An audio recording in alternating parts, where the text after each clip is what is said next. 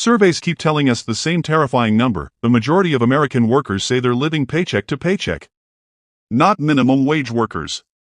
Not people in poverty. Regular workers, including plenty who make six figures. If that number is real, it should mean tens of millions of people are one missed paycheck away from disaster. Except here's the part almost nobody talks about. When researchers actually sit down with these people and go through their finances line by line, something strange keeps showing up. A huge share of them aren't actually broke. They have money moving through their hands every single month that simply has no destination, no plan, no system, no name. It arrives, it disappears, and the person genuinely could not tell you where it went. That's not a poverty problem. That's a training problem. Today we're going to break apart the paycheck-to-paycheck myth completely. You're going to meet three people who all say the exact same sentence, I live paycheck to paycheck, and you're going to see that they mean three completely different things by it. One of them is telling the truth. Two of them are describing something that has nothing to do with how much money they make, and everything to do with a skill nobody ever taught them. By the end of this video, you'll know exactly which category you fall into and the specific fix for each one. Let's get into it. Let's start with the number itself, because it matters where it comes from. The living paycheck to paycheck statistic comes almost entirely from self-reported surveys. Someone calls or emails a worker and asks, in some version of these words, would you struggle to cover an unexpected expense, or do you generally spend close to what you earn?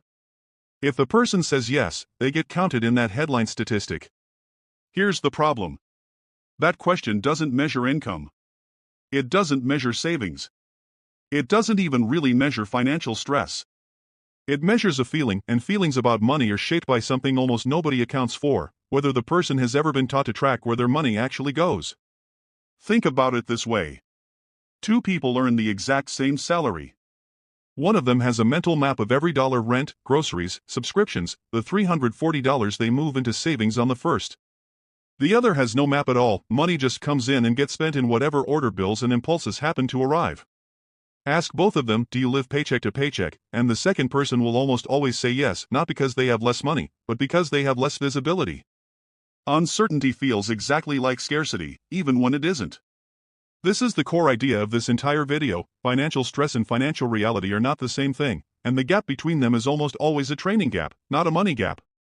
That doesn't mean real poverty doesn't exist, it absolutely does, and no framework fixes someone who genuinely doesn't earn enough to cover basic needs. We'll be honest about that distinction throughout this video. But the data consistently shows that a huge share of paycheck-to-paycheck households have positive cash flow on paper.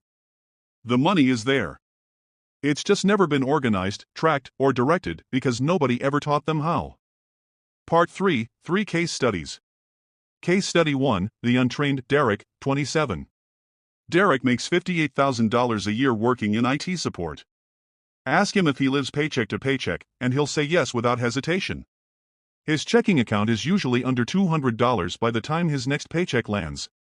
A real look at Derek's spending shows, over the past year, Derek spent roughly $6,800 on things he genuinely could not remember: small purchases, food delivery, impulse buys, a subscription list he'd lost count of. None of it was reckless in any single moment.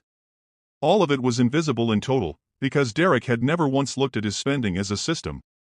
When Derek finally tracked every transaction for 30 days, he found $340 a month in totally forgettable spending that, redirected, would fund a real emergency savings account within a year. Derek didn't need a raise.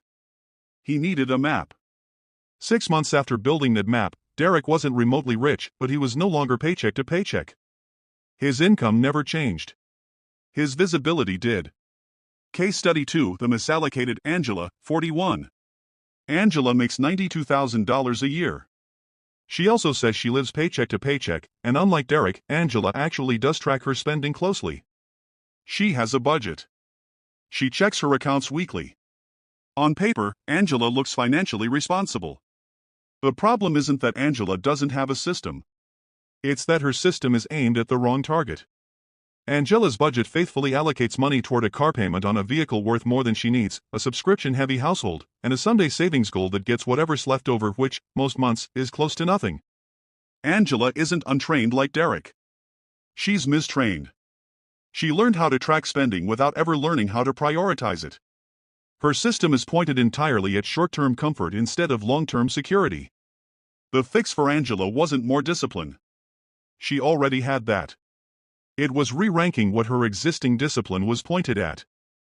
Case Study 3, the actually constrained Maria, 34. Maria makes $34,000 a year as a home health aide. Maria also says she lives paycheck to paycheck, and for Maria, this is close to the literal truth. After rent, utilities, food, and childcare, Maria has very little real discretionary income most months. There's no forgotten $340 hiding in her spending. There's no misallocated car payment to downgrade. For a meaningful share of American households, the paycheck-to-paycheck label isn't a training problem, it's a math problem. What actually changes Maria's situation isn't a spreadsheet.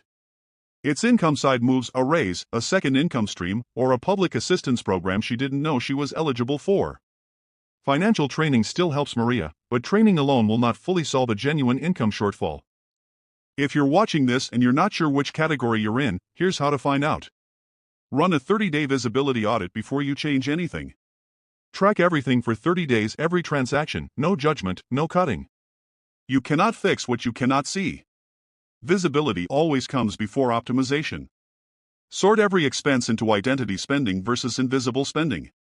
Identity spending is anything you'd defend: rent, a gym membership you use, a hobby you love. Invisible spending is everything you couldn't explain if asked. If your spending is intentional but you're still broke, audit your priorities, not your discipline.